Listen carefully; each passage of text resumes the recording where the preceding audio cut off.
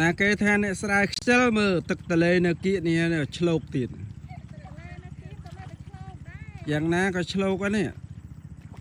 ទោះដឹងថាទឹកទលេនៅចម្ងាយប្រហែលជា1គីឡូពីស្រូវប្រាំងនេះស្រូវពូជហា6 3ដើមពេលដឹងវាធន់ទឹកទលេបានប៉ុណ្ណា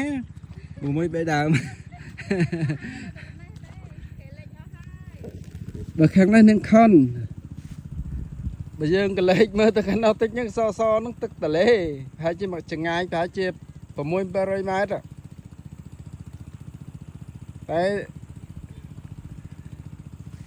តែនេះ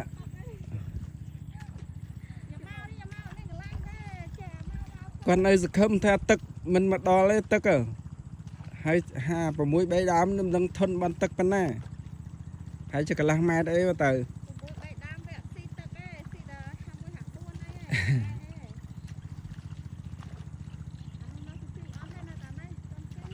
ស្រូវឆ្នាំនេះល្អប៉ុន្តែប្រឈមមកនឹងការលិចព្រោះឲ្យទឹកទលេវានៅគៀកប្រហែលជា1គីឡូពីនេះយើងមើលទៅខាងលិច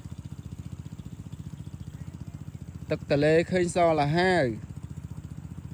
នេះស្រូវនឹងខុន